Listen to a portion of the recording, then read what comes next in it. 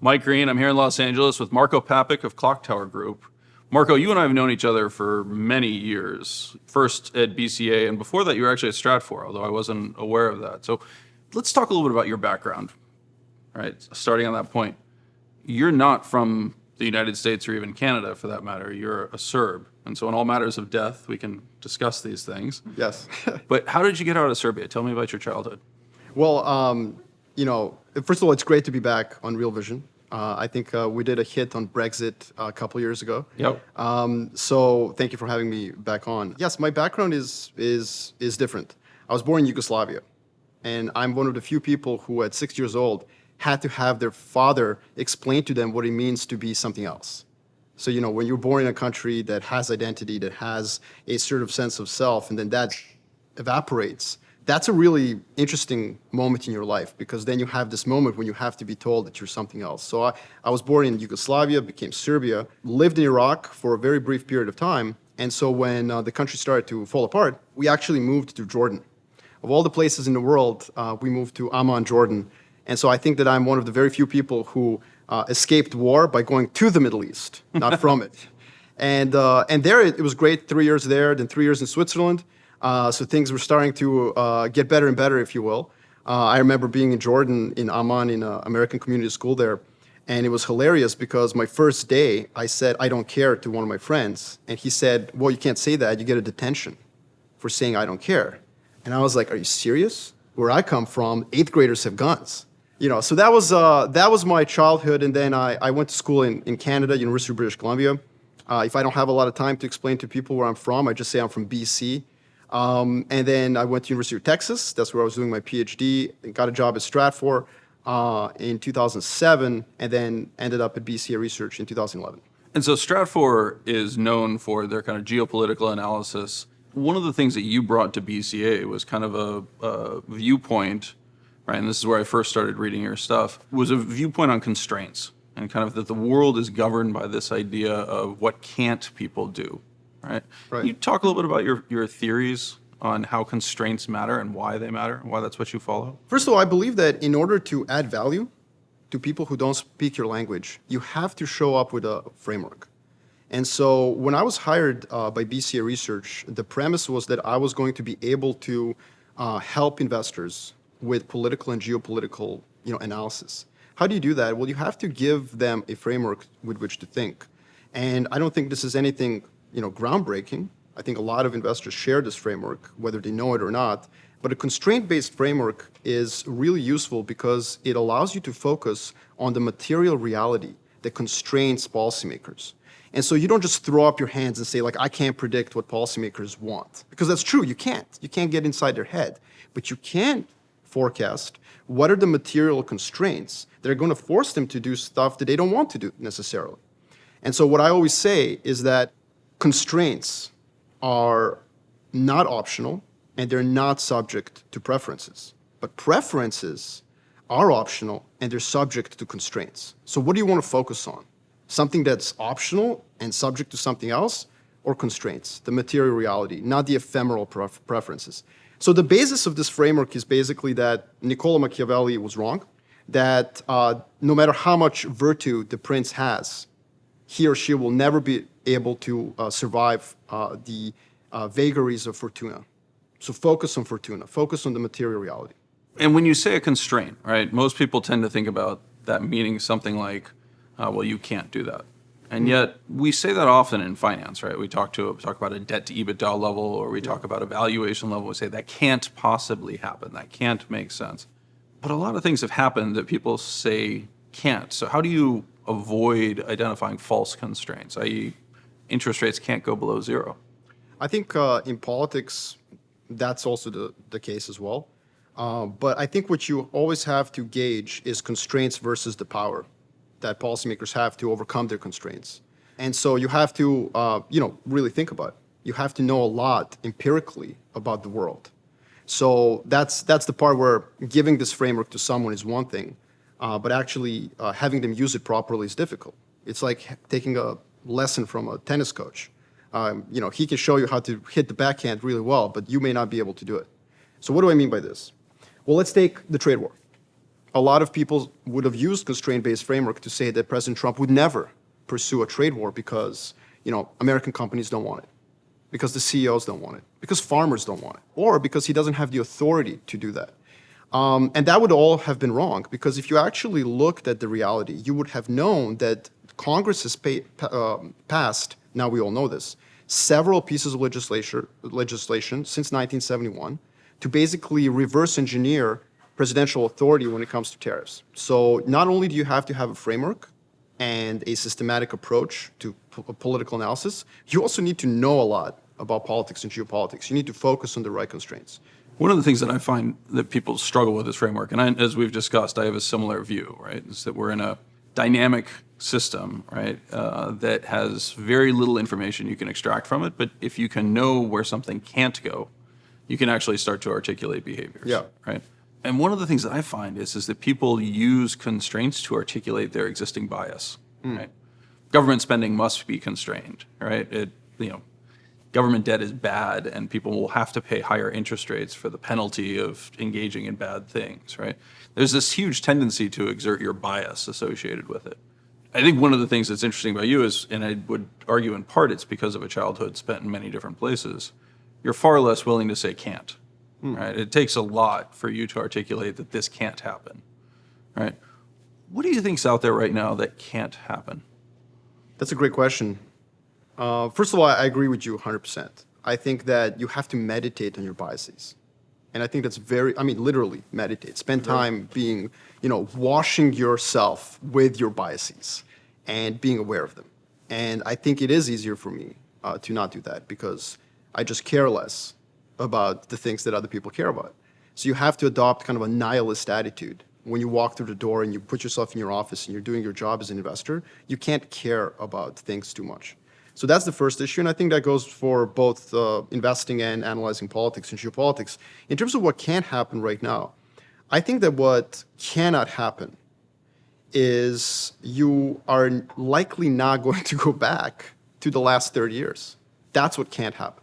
And that can't happen because the structural underpinnings of the last 30 years, which I would characterize as three things. One, American unipolar moment, in terms of preponderance of American power. That's being eroded. Not for any reason to blame any administration, not because of any mistakes, just because of rise and fall of empires. It's just a natural occurrence. Second, the dominance, ideological dominance, intellectual dominance of laissez-faire as a concept. I think we're not going to go back down that path either because of 2008, because of the pain of the last 10 years, because of income inequality.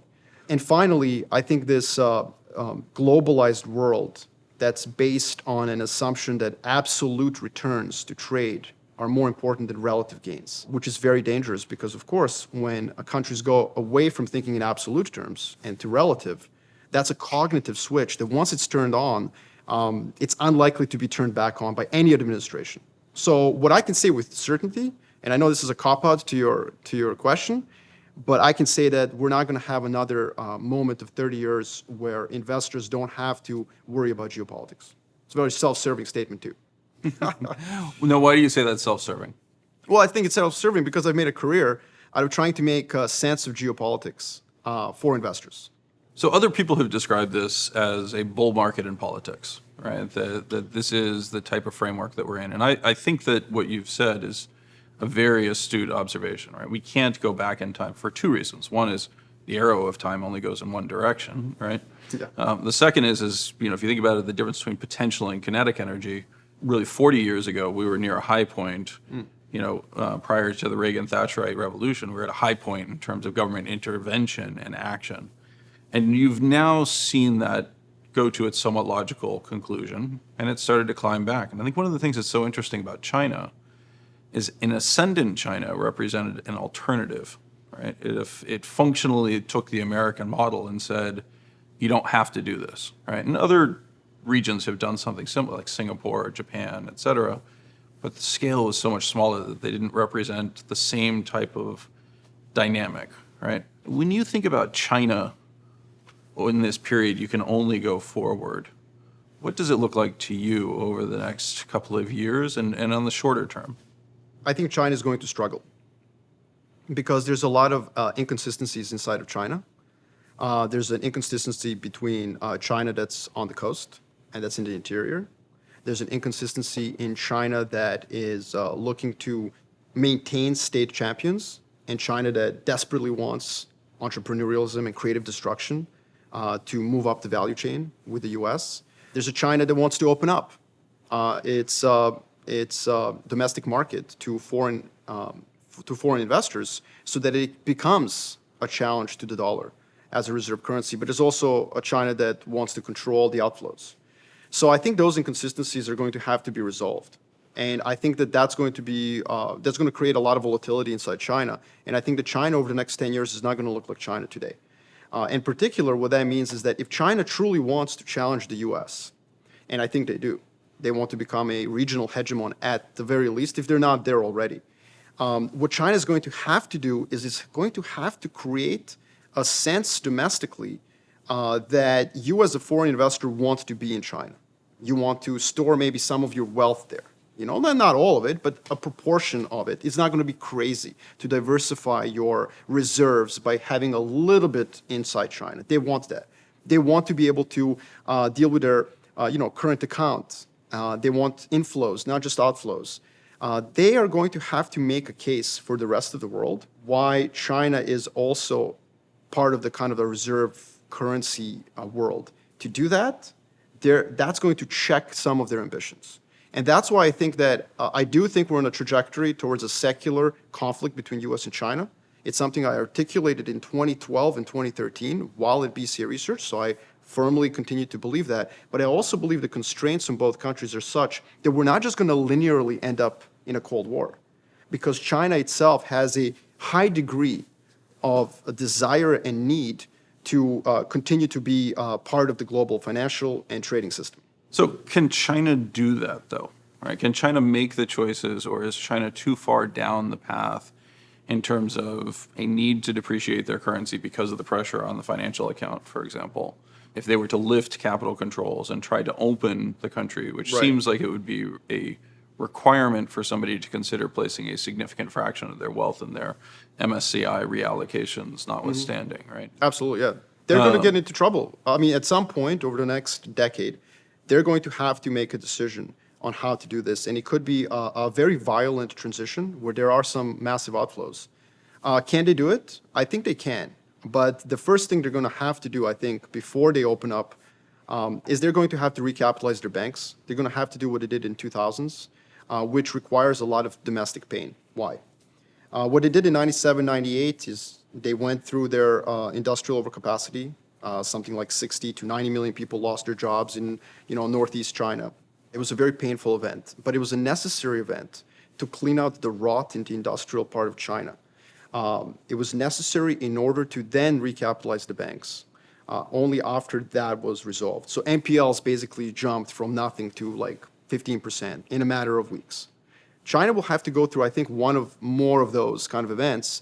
And to do that, they're not going to be able to, open themselves up before they do that. But they do have the ability to recapitalize the banks, basically print more money, purge the SOEs that are not competitive, and then only open up after that. But to do that, they can't do that in a constant state of panic and conflict with the U.S., which is why I think what's happened over the last 2 years is they understand this trade-off. That's why China's been deleveraging since 2017. Since after the Party Congress, actually even began before the 2017 Party Congress. It surprised a lot of people. They haven't really stimulated as much as they have in the past.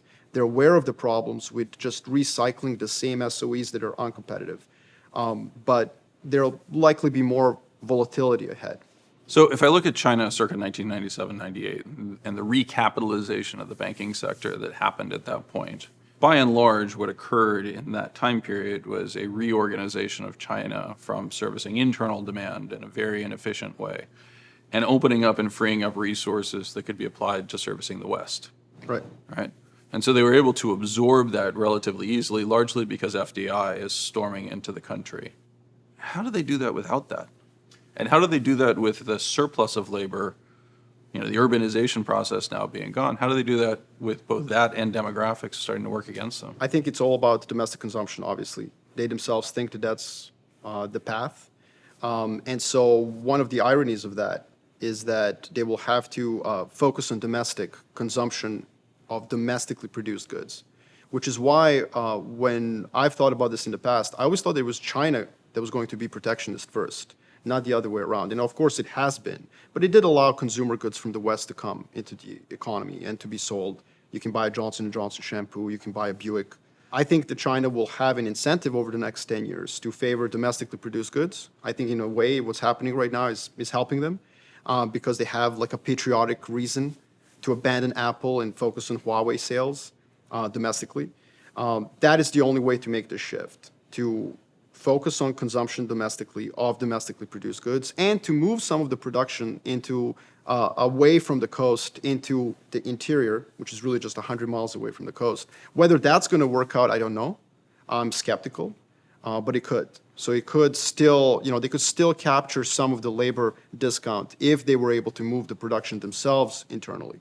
That is a much more mercantilist China. It's a much more self-contained China. And it's China that tries to become a little bit more like the U.S. because that will mean that they're less open to vagaries of foreign powers. That's the plan. Can they do it? I think, jury's out. I think there will be obviously challenges, just like Japan had challenges to reorient their economy, but that's the only path they can take at this point. So that means that the path is much more domestically focused economy, driven by consumers buying domestically produced Chinese goods. So this is where I think I may break from you on China, right? Because I look at the Chinese market and I look at the components of aggregate demand, which in simple terms is just the number of people times their consumption basket, right?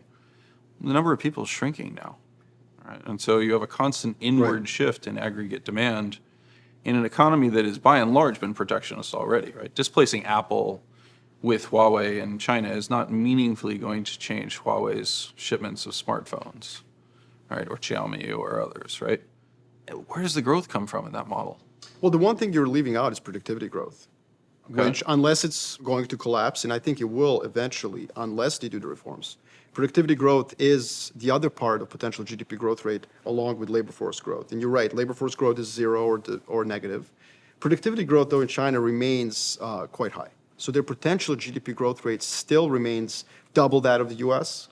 And do you think those numbers are actually correct, right? Because the reported productivity numbers we receive just use the GDP, which is remarkably invariant and by most metrics somewhere to 20 to 25% overstated. So I think they're definitely in decline. yeah. Absolutely. Why? Well, they're in decline because China has moved away from creative destruction. And, they're aware of this. Mm-hmm. That's why they've done the domestic restructuring so much as they have over the past 2 years. So I think, to answer your question, I think that we agree on the challenges. I'm not saying that they're going to be successful. I'm just saying that they've identified correctly the problem with China. And what they've identified correctly is that they are overly exposed to export-oriented economy. They have identified correctly that their SOEs are a drag on the economy in a way, that they have to encourage the privately owned enterprises. That's why they're trying to liberalize the interest rates so that privately owned enterprises, the POEs, get the same interest rates as the SOEs. They've identified that they need to boost domestic consumption, which is why they're doing welfare reform. They're trying to, make the population not have to save for retirement by buying condos in tier 3 cities. They will never do anything. They've identified all these things. It's just going to be a very difficult process to deal with. But I also think that that's why the kind of binary narrative of China, like China overtakes US or China collapses, I think there's something in between. There might be, yeah. There might be. And I think that something in between is possibly the last remaining source of alpha on the planet where active management can beat passive management. What I mean by that is that, yes, this is very, very scary and very weird, but I do think that getting China right will probably create opportunities for investors, betting on different parts of China. Do you think that the narrative exists in the middle, that that's the consensus, or do you think that one of the two extremes is basically a bimodal consensus? Right now, I think the consensus that a binary consensus has fallen away. But I think for most of my career, over the last 12 years, there's been a binary consensus. Either it will collapse or it will take over. So basically, the world split into two. Yep. The bulls and the bears. Mm-hmm. There's very little in between. I think that perhaps because both the bullish and the bearish views of China have proven to be incorrect. I think you're right, that consensus right now is in this mushy middle. Yeah, my sense is that it's bimodal, right? That basically 85% of Wall Street substantively assumes that China is still the future in one form or another. There's a relatively vocal 15% that is out there saying, no, it's not. The 15% by and large have had a really, really difficult run in terms of the ability to put investment capital to work profitably for an extended period of time. And so if anything, I would think the capital is kind of 95-5 at this juncture. It doesn't seem like there's a lot of betting that China is actually going to fail. That said, that hasn't worked out, right? Because emerging markets have technically, I think, been in a bear market since 2011.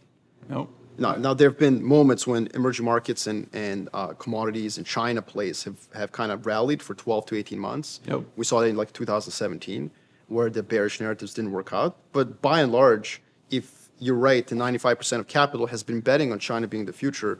That capital has been wrong since 2011. I think that's by and large been the case, though, right? I think that's it certainly would be supported. If we go back and we look at the narrative from 2011, and I might date it a little later, 2013. Absolutely, you're right. Beijing consensus, that's when it emerged, right? Right, exactly. Yeah. Well, so that's my view. You know, like this isn't going to happen. China is not going to be the future in the way that people think. But also, I think that at some point you have to ask yourself, why hasn't China collapsed? And I don't think the answer is, well, you just wait, it will. I think the answer might be, well, it hasn't collapsed because they've learned the lessons of Japan, they've learned the lessons of Soviet Union, and they're taking their time. They're slowly trying to restructure the economy. And China still has enough capacity to continue to, slowly move the economy away. And you can see that fixed asset investment, percent of GDP has fallen.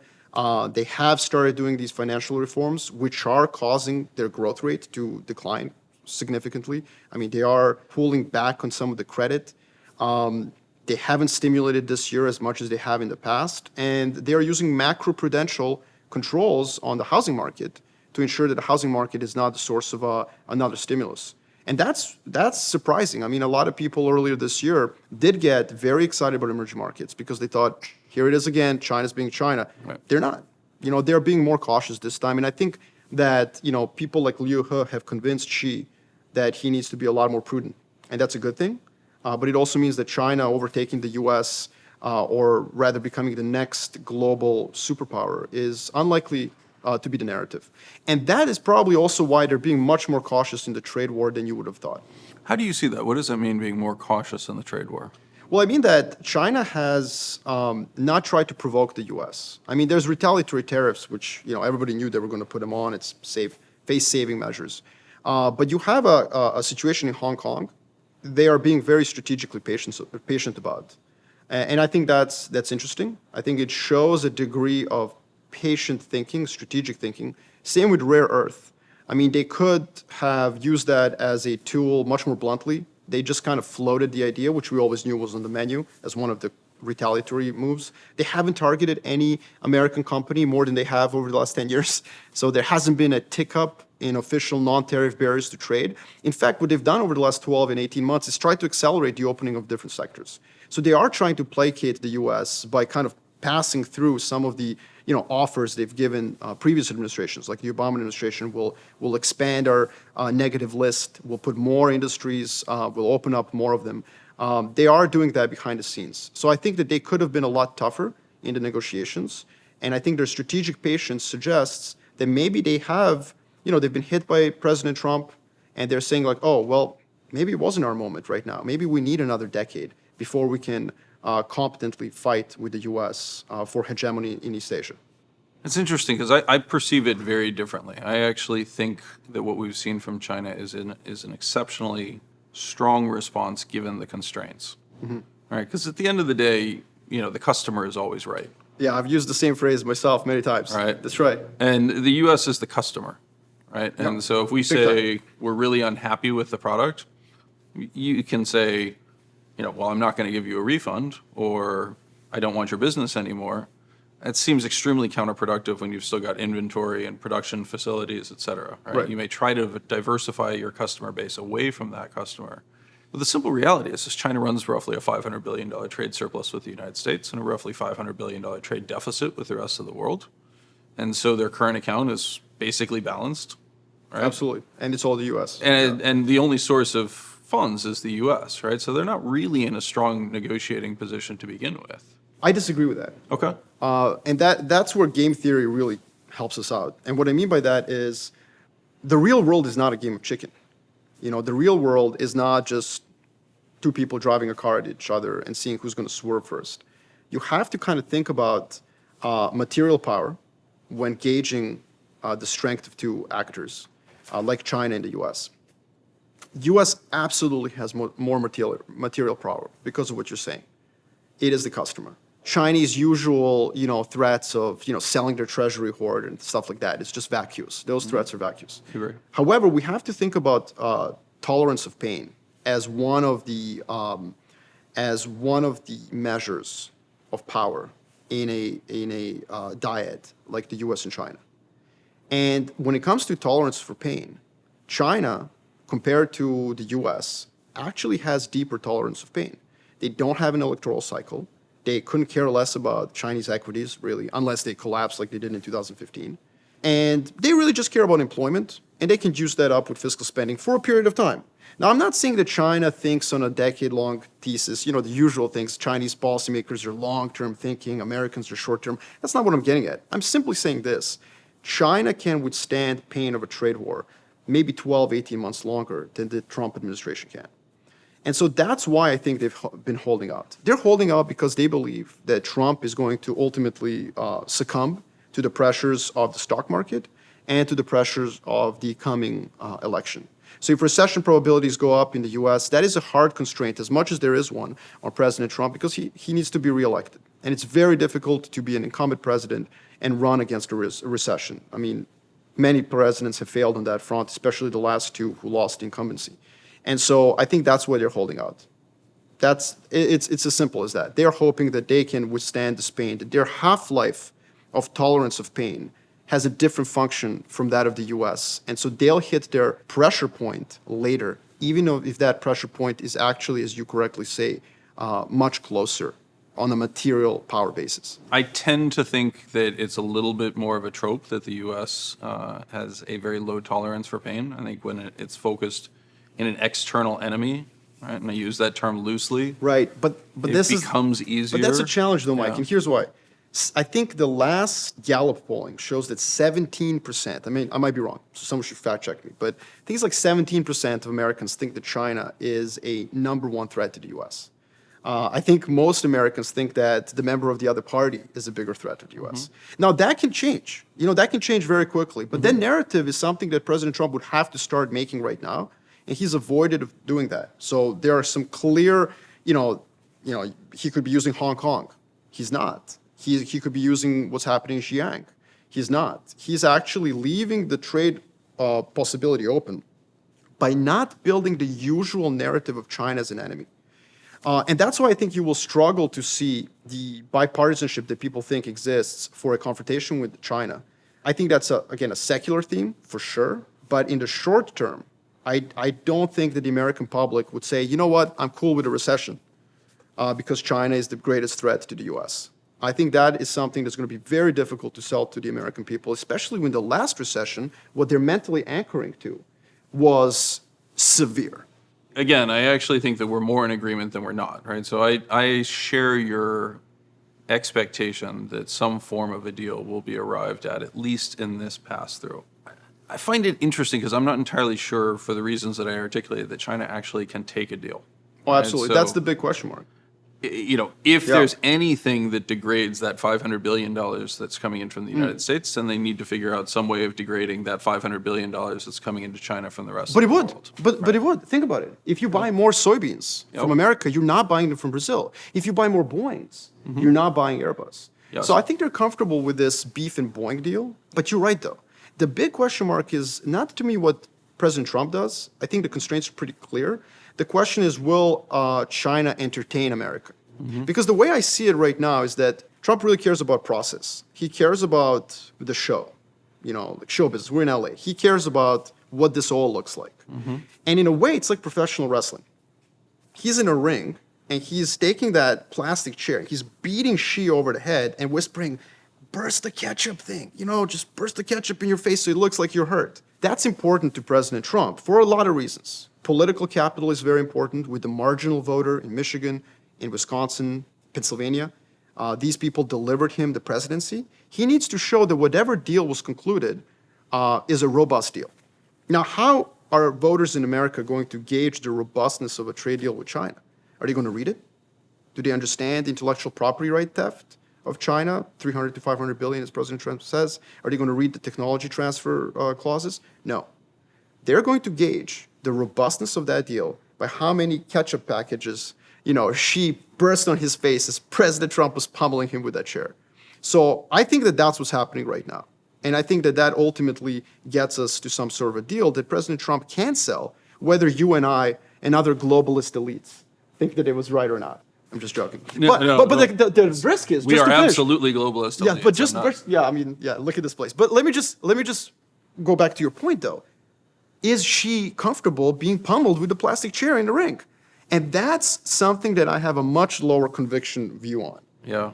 I think that China's not ready to challenge the U.S. I think that's a material constraint. I think it would behoove him to take the deal. I think it would be silly to not take a deal. And here's why. President Trump may be the last commercial, mercantilist president of America. I think that everyone who follows Trump is going to be actually tougher on China than President Trump is. President Trump will take a deal that fundamentally narrows the trade deficit with China. I think he'll take that deal. I think he will take that deal even if it doesn't curb their technological process, even if it doesn't set limits in South China Sea. But every subsequent president, even Joe Biden, will be much more captured by the national security state of the United States and will therefore push China on those issues much harsher. And I think that's why if she holds out, he will make a strategic mistake. He will go against his constraints, and then we will have I think a market riot at that point because China will be challenging the U.S. when it's not ready. So that's what I actually think is underway, right? For two reasons. One, I think people tend to use the wrestling analogy because it does feel very fake. And it does feel fake, certainly versus what we remember as feeling genuine, right? Mm-hmm. But in wrestling, you get paid by the same person, right? Everybody works for the same guy, Vince McMahon, right? That's not the case in politics.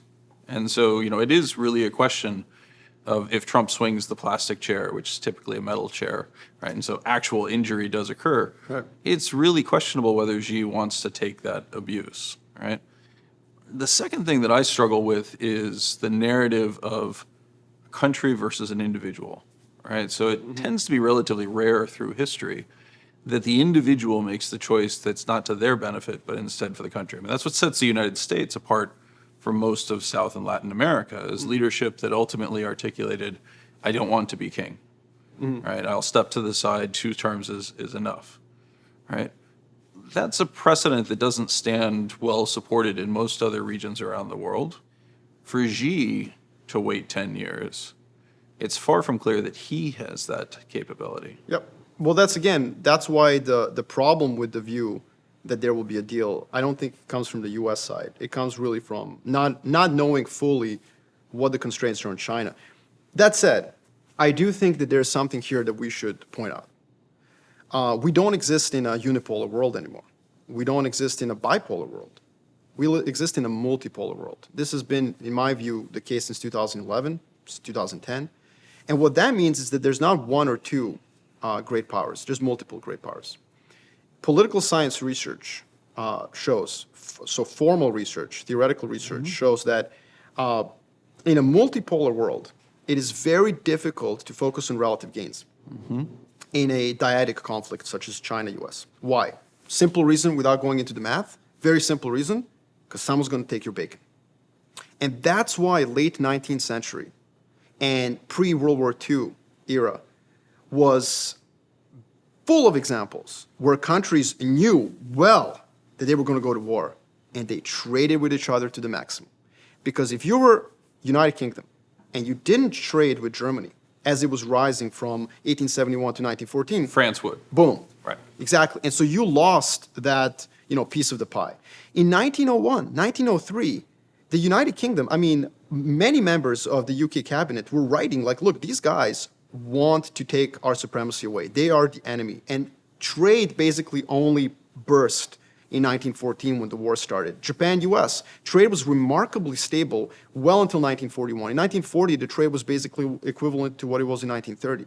Despite the fact that, nobody was an idiot here. Everybody was very cognizant of what was happening. And that's what I think a huge constraint for the US ultimately is, and for China as well. Just because they understand that they're each other's enemy doesn't mean that they're going to bifurcate the world. Now, I personally thought that there would be bifurcation until basically 6 months ago, until I started, rereading some of this literature in political science that's basically been forgotten for the last 30 years.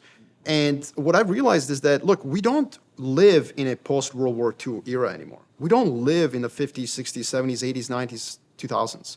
We live in the 1890s. We live in the 1900s. And if that's true, if we're in a multipolar world, US and China can both be enemies, and there can still be some sort of a commercial relationship, guarded, truncated, eliminating sort of high-tech things, but it's not going to end overnight. And that's why it makes sense to make these strategic retreats, if you're Xi, with the eye on the ultimate prize, which is that you're trying to compete with the US. Yeah, I agree with that, although I think that there's an additional constraint on China, which is time, right? So the longer time goes forward, the weaker China becomes, largely because of its demographics, right? Yep. And so its ability to field a military, its ability to project force externally deteriorates with its population. I would disagree with that. Okay. Yeah, Yes. I would disagree with that just because size of your military is irrelevant today. In fact, when I try to gauge geopolitical power quantitatively, I've taken specifically through National Capability Index from the Correlates of War project, you take specifically size of the military because, we don't have trench warfare, and I suspect that if China was to fight wars, it would be very light on manpower. It would be over land and sea, because that's where the power projection is. It's geographically massively constrained in the interior, the Himalayas, the Tibetan Plateau, the Siberia. I think they understand that this is going to be about tech. It's going to be about quantum computing. It's going to be about AI. It's going to be about drones. It's going to be about cyber. And so in that way, they could still challenge the U.S. Quite a bit in East Asia. The other problem that the U.S. has is that the U.S. has, over the last 30 years, really focused on beating the crap out of very weak countries. So take the aircraft carrier. Aircraft carrier is a beautiful piece of technology if you're going to bomb, Serbia.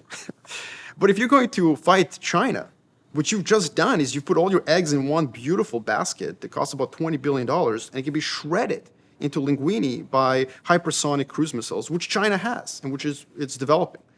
Now, America is, developing countermeasures to this. There's railguns. There's other ways to deal with this. But the point here is that it's not really about manpower. It's about tech, which is why China can still be a serious competitor to the U.S. on that tech front.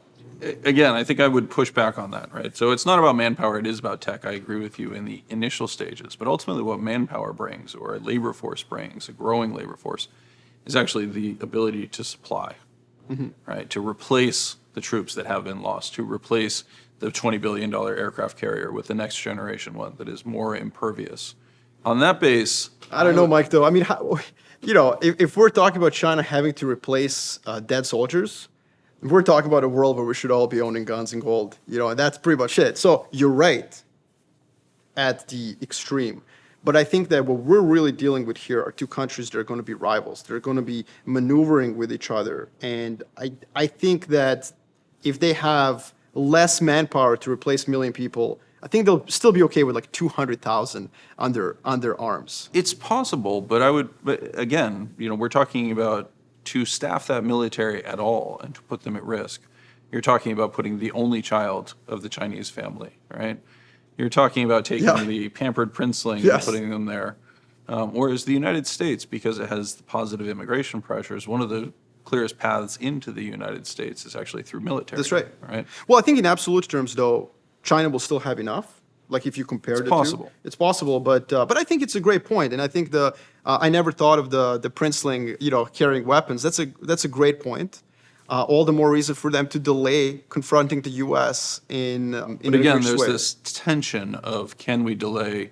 Does that make us stronger, or does it make us weaker? I would argue that it very clearly makes them weaker, which is why it feels to me that this is the moment. This could be the moment. You know, so it could be. And one thing I would say, though, is when you look at what does China want? What does China truly want? And I think what China truly wants is a regional hegemony. I don't think it wants a global hegemony. So both the bulls and the bears of China are kind of wrong. You know, there's this narrative that China is the middle kingdom. It never wants to oppress anyone. Okay, well, you know, it's pretty much a European nation state today. So it wants what every other country wants, which is security. And how do you develop security? You develop security through regional hegemony, which is why all the realists in political science always say once you accomplish that, you whet your appetite and you start looking for global hegemony. We're not there yet. They want regional hegemony. So where I would disagree with you is, and maybe agree with you at the same time, is I think that regional hegemony will be possible within the next 10 years because the trade links between China and its neighbors are unlikely to be reversed. So if you chart linearly, you know, what's happening right now, U.S. trade, total trade, imports and exports with East Asia ex-China is basically flat. Mm-hmm. In 2004, U.S. and China basically traded with East Asia at the same level in terms of absolutes, in terms of total trade. Today, like China's multiples. Right. And I think even if China somehow just like stays there, over the next 10 years, those commercial links between South Korea, Taiwan, Singapore, Malaysia, Philippines will stay where they are. And I think that gives China the potential to strengthen its regional hegemony vis-a-vis the U.S. It's like a fait accompli that's basically on its way. Now, where I agree with you, though, is that the global hegemony may be out of reach for China, and I think it will be. And so there might be this moment over the next decade where China has managed to get regional hegemony and goes for broke, goes for global, and that's where they will potentially fail. But I think we're one step removed from that, and I think they're currently focused on regional hegemony, which, you know, and that's why it does make sense to kind of delay the confrontation with the U.S. If they don't, they will make the same mistake that, you know, Japan did in 1941. I think it's going to be interesting. As I said, I think we're actually very close to the moment. And I agree with you that for China, it is a question of, do we move now? Do we move later? And we don't really know well. Yeah. But one thing we do know, Mike, yep, is that Chinese policymakers have made massive mistakes over the last 18 months. Yep. Massive mistakes. I don't know who advises them, but whoever does has been telling them fairy tales. Yeah. So one thing, for example, was that the midterm elections would be a rebuke against the trade policies of President Trump. I mean, wow. Swing and a miss. Sherrod Brown, a Democrat senator from Ohio, crushed his Republican opponent precisely because Sherrod Brown is a longtime protectionist. Yep. You know, you've had not a single Democrat ran a campaign based on trade. Second massive swing and a miss by Chinese policymakers was putting a lot of emphasis on farmers. You know, every time that I speak to a sovereign, client or sovereign entity in China, they always say, but listen, I mean, won't the farmers raise up and say, well, look, they're putting tariffs on our goods. That's the same mistake, by the way, not universal to China. Canada did the same thing, where they tried to target these districts that did a lot of trade with Canada. Absolutely no. I mean, these are rural areas of America. You know, they're not going to make a decision purely because of economic reasons. There are also other issues, cultural, social. They're not going to vote for a Democrat just because they can't sell soybeans. It's going to take them a long time and a lot of economic pain to abandon the Republican Party. So China has made, sorry to interrupt, China's made these policy mistakes in interpreting America, and that is, I think, the biggest danger to the market right now.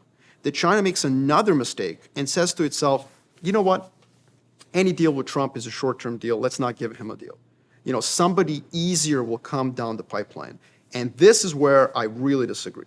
The reason we're at a moment of apex of globalization, the reason that this last 30 years are now in a structural change have very little to do with Trump. Trump was a man of his time, but the time is such that there is a bipartisan agreement in the U.S. to be tough on China. Congress wanted to destroy ZTE. Congress passed the FIRMA Act. President Trump actually alleviated the pain on ZTE. President Trump actually changed the FIRMA Act so it's not as anti-China as it was. This is their last moment to make a deal, in my view, for China. And this is the last commercial mercantilist president. And if they don't understand this, then we've got a problem because things will just get worse. Yeah, again, I think you and I are more aligned on this than in disagreement.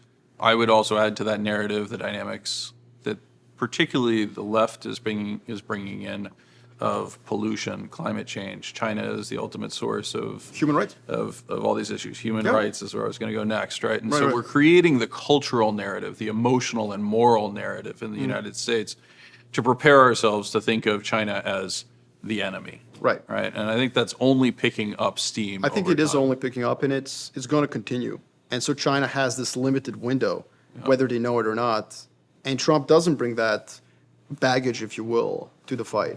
Well, and I agree with that as well, because you have a president who has articulated his skill set as a deal maker, right? And Right. whether those deals are substantive and value added, or whether they simply exist as pieces of paper that have been indicated that some negotiated agreement has been arrived at by a master negotiator, it feels to me that that dynamic is very much in play, particularly as we head into next year. And so things that I'm thinking about are that the currently very depressed U.S. agriculture commodities, soft commodities in particular, may represent opportunities for investors as we look forward. And that would feel like a much more classic late cycle Right. signal, right? Or rest of the world versus U.S. U.S. continues to outperform in terms of equity markets. That shouldn't happen in late stage cycles. So if you think of a 99 blow off rally in the S&P 500 and NASDAQ, actually Eurostock outperformed even S&P 500. higher, yeah. But I think to that point, I think it's very important that we segregate our views into time horizons. So look, I don't want to come off here at the camera as sanguine on U.S.-China relations. If there's been anything that I have in my career been a bear on, it's this U.S.-China relationship. So you can have a very, very negative view of U.S.-China secular view and cyclically have a different point of view. And this is because no Cold War or enmity or rivalry has been a straight linear line. There's ebbs and flows. For every Berlin airlift, there is an attempted detente, and then the Cuban Missile Crisis, and then another attempted detente. So we are now in a moment that I think for very temporal constraint-based reasons could actually lead to some sort of a detente. It will serve President Trump. It'll serve probably, I think, President Xi. And then from President Trump's perspective, if he wins the election, he can restart the trade war with China. From China's perspective, those 18 months are not, to waste. They can arrive at a much closer level of technological parity on semiconductor production, as an example. They can use 18 months of detente. They can put it to good use. So that's why I think it's very important. What I feel is happening right now, a lot of folks in the financial industry who really dismiss the U.S.-China narrative as a problem have now arrived late to that thesis and have committed to it fully and expect really, just a linear path to a Cold War. And I think that is something to maybe push again. You highlight this idea that people have swung hard to kind of this view that it's going to happen now and that China is going to fall apart. How do you think about the evidence for that? What are you seeing in the market that leads you to believe that? Well, or that the trade deal will not happen. The trade deal will not happen. Yeah, I think that's consensus now. It won't happen before the election. Okay. I think just there's extreme pessimism about global economy. That global economy will continue to deteriorate. That's why bonds have rallied as much as they have.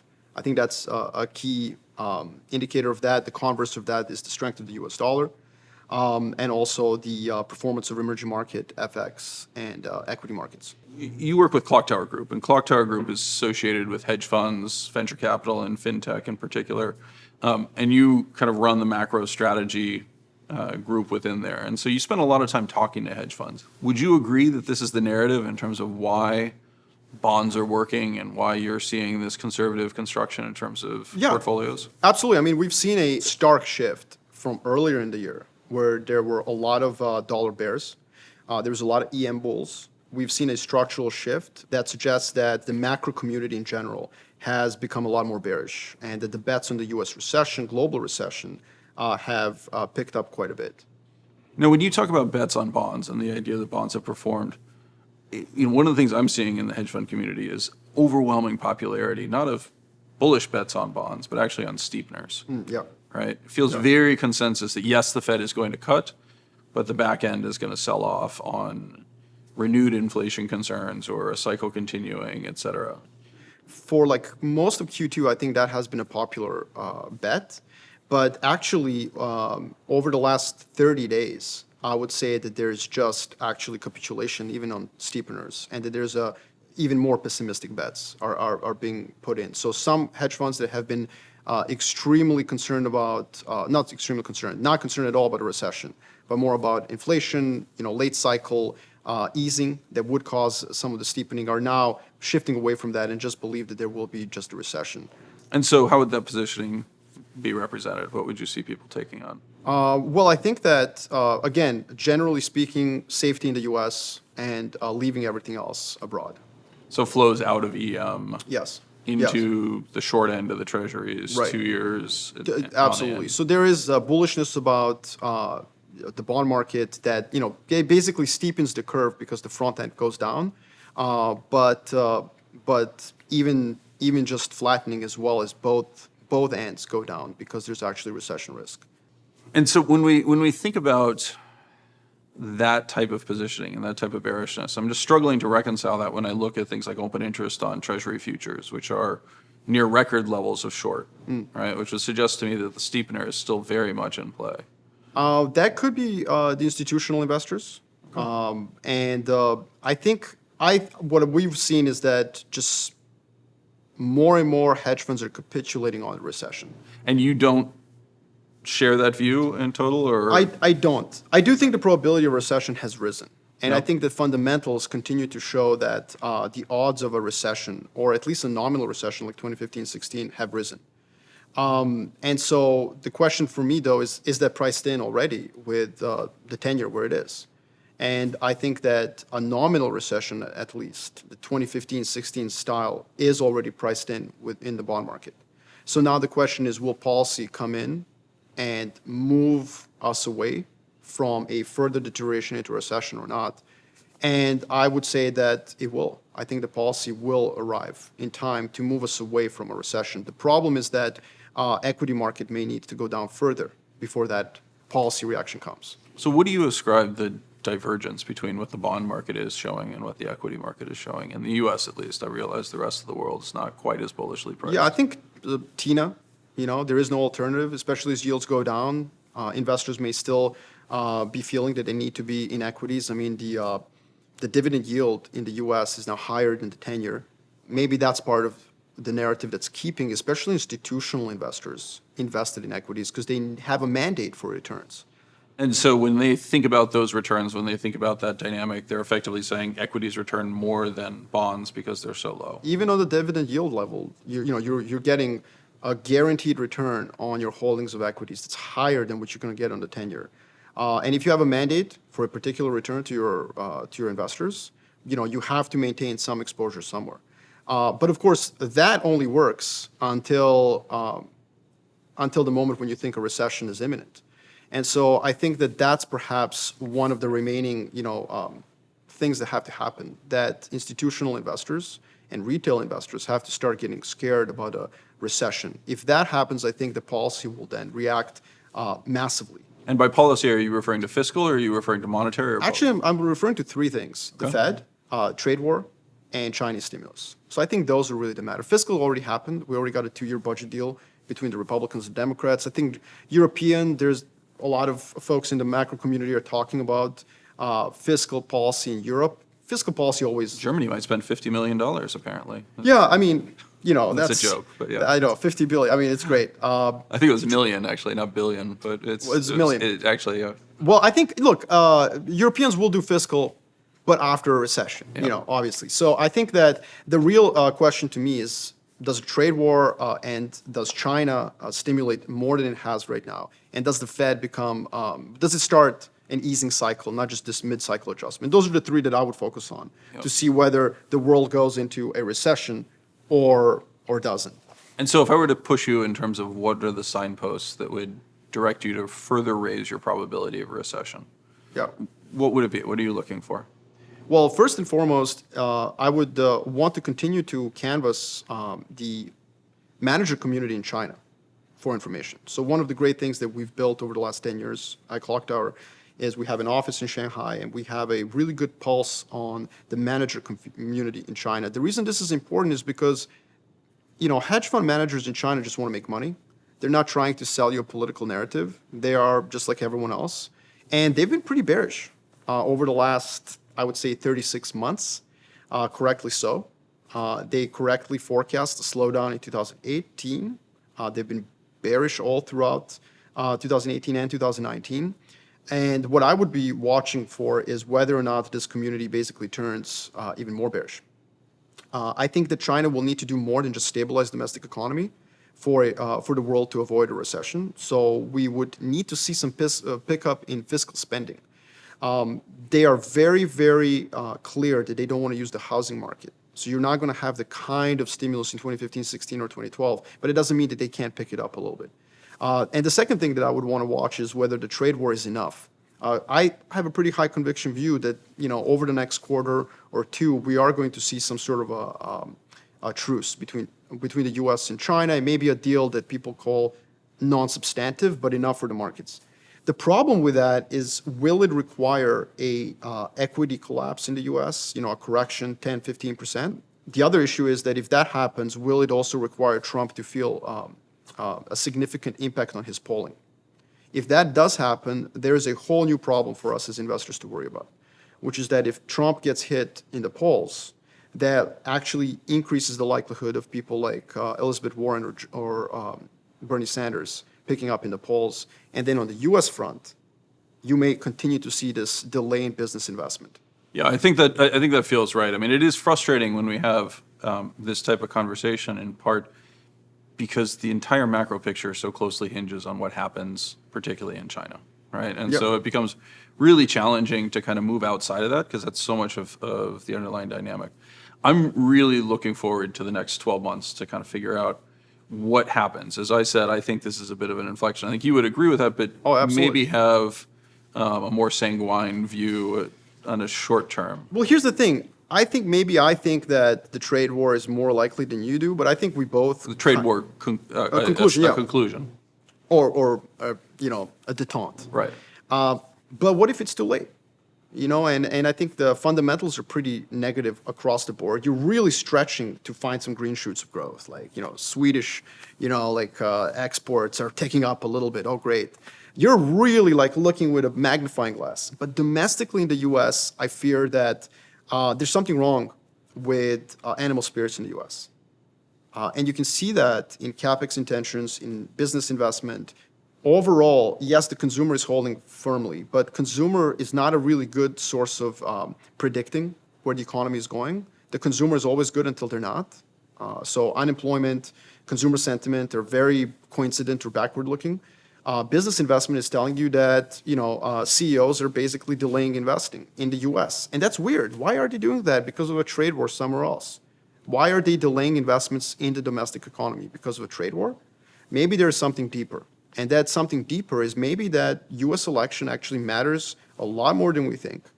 Nobody I talk to in the hedge fund community or anywhere thinks that Joe Biden is going to win. Nobody. And I think he has a fairly good chance, because there's a Nash equilibrium on the left developing in the Democratic Party. But that could be wrong. And what if Warren or Sanders catches a bid over the next 12 months? Those CapEx intentions and those business investment decisions will be delayed further. And so you could have a situation, Mike, where I end up being right on the trade war, and it doesn't matter one bit for the global or U.S. economy. Yeah, I am a little bit more skeptical than you are, and actually share that concern. Rich Bernstein many years ago pointed out the dynamic that the cyclicality of business investment really is the business cycle. Yeah. And I agree with you that there's a hesitation to put money out, right? And I'm more sympathetic to the business community, I think, than most are in terms of why that hesitation exists.